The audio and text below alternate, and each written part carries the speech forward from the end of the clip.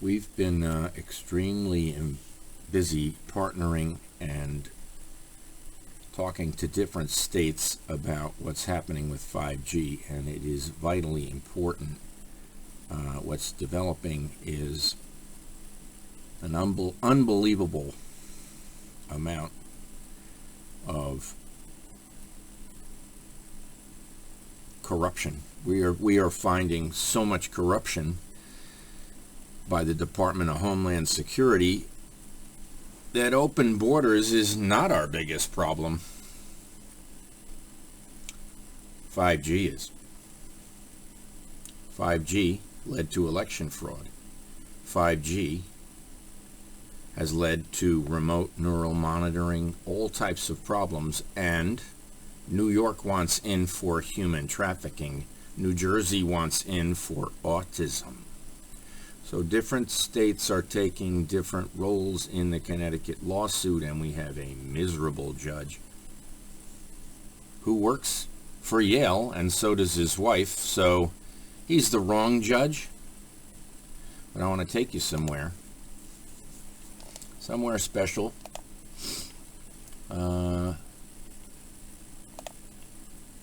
Let's take it to a website. Can you see that? Oh, yes, you can. Let's go over some of this. Partners taking positions for no money, all volunteer. I believe there are 2 million plaintiffs in our upcoming lawsuit, potentially, because every single person wants in. And if you look at the website, the lawsuit is located in the state of Connecticut. New Haven Judicial District. Case number 22 CV 01065-JAM. Meyer is the judge's name. Anyone who lives within the United States, has dual citizenship and residency of Puerto Rico, is allowed to enter as a plaintiff and able to testify in federal court. We are seeking affidavits. This case is pro se. It is non-political. No politics. It was created by me, and it's been approved and accepted. The case is 1.5 years old in federal court. We have named Blumenthal, Murphy, Himes, Schumer, Gillibrand, and other senators to the case due to bribery of mass proportion. Mass proportion. Here we go. The lawsuit is about 5G, 6E, mesh and neural networks, data collection, protection for citizens, and is considered a civil case, not a criminal case.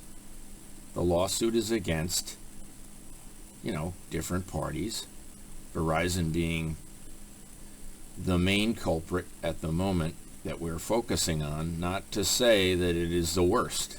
There are new plaintiffs and new defendants daily.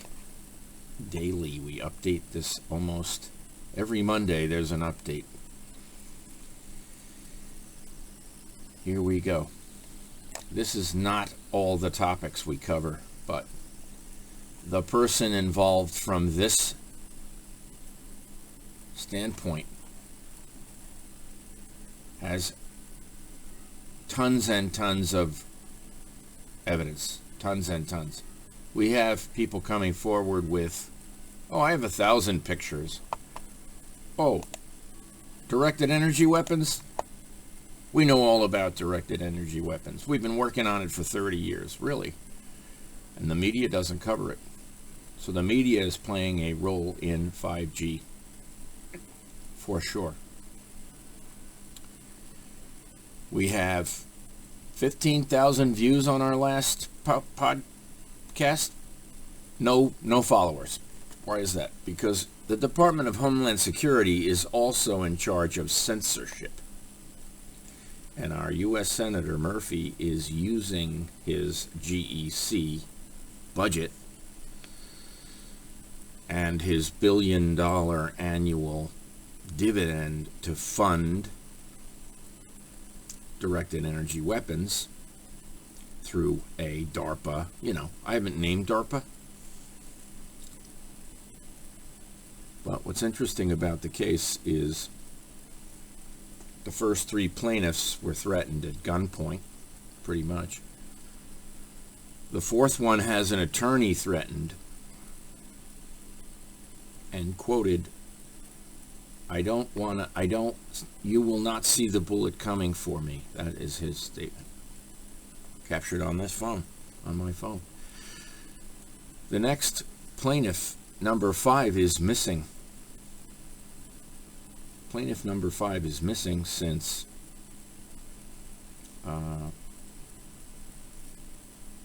November 1 or November 2. I'm not exactly sure. I spoke to him, but the city of Stamford and has a police officer named Harrison who told the building management at 1 Atlantic Street that they did a wellness check on him and that they woke him up, which is false. So the city of Stamford is involved in a murder cover-up, I believe. And you need to know how dirty these bastards are.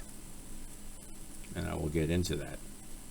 The same people who covered up the Stephen Barrier murder in Stamford are covering up the Glenn Perez murder.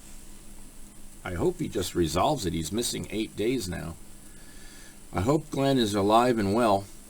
He's a wonderful gentleman, the kindest, easygoing giant who has a story that should be told. But the fact remains, Americans are at risk. They want to tell you what to do subliminally. They are trafficking people. The New York case data is so alarming that no reporter will write about it. It will not be covered. New Jersey, the autism statistics are over the top insane.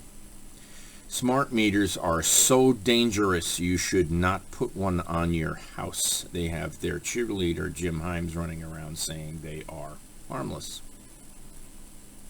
We have judges being bribed.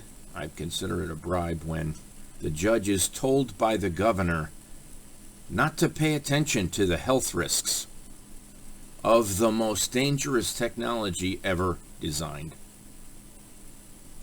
In 1960, they had a charging bull experiment. They remotely told the bull while charging to stop, and the bull stopped. The moment they flipped an electronic switch, the bull resumed his charge towards a matador. They had the ability to turn his brain on and off, and that's what they want to do. Subliminally, the military complexes of the nation, Raytheon, you got to look into this stuff. This stuff will blow your mind, and Hearst is covering it all up for DeLauro, Hayes, Courtney, Larson, Himes, Blumenthal, and Murphy, our 2 U.S. senators, and our 5 congressional critters. So take the time and talk about it between each other. I don't need your money. I need you to support us online. Give us your affidavit. That's all I need. All I need is evidence. And, for example, there's a lady in Connecticut. She had to leave. She's being gang stalked. She has drones flying after her. I've seen the footage. She has 1,000 photographs. 1,000 photographs.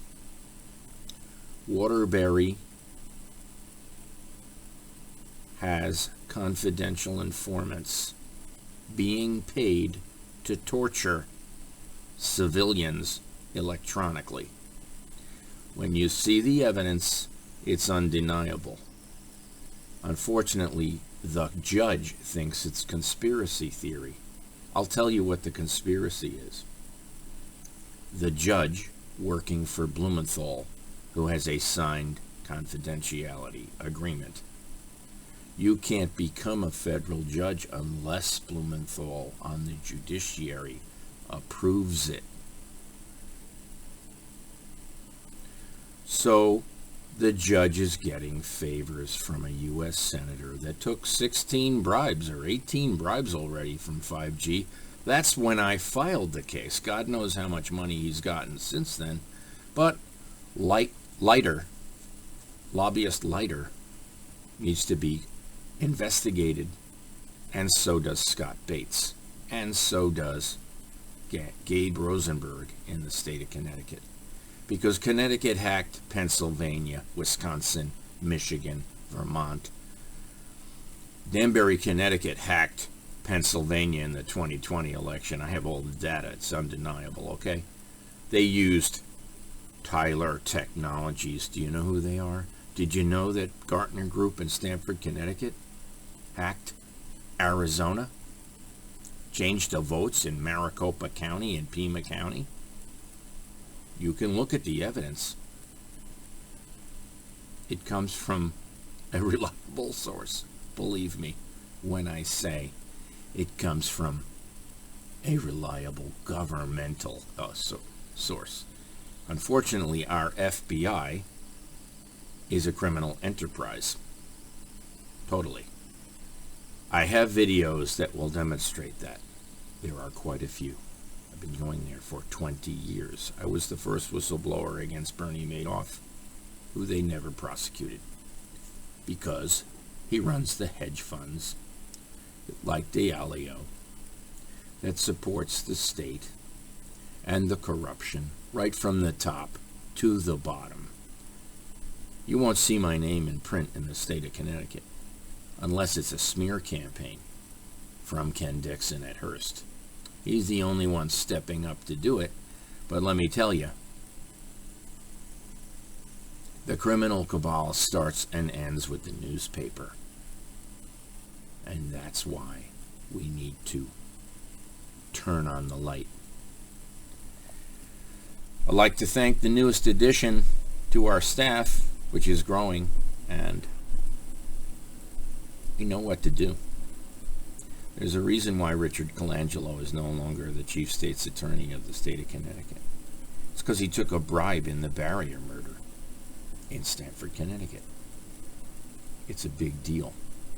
On 10/23/2019, a 23-year-old boy was tasered to death at 1:30 in the morning. Unfortunately, they staged the body cams 4 hours after the murder and had an actor play the boy. They had an actor play the boy. Kilcoyne in Stamford, Connecticut said, "Gee, I made him shit his pants." Well, there are people who will be shitting their pants when they see this snuff video. And I thank you very much, because the media is killing kids, dictating what the state of Connecticut does. Why?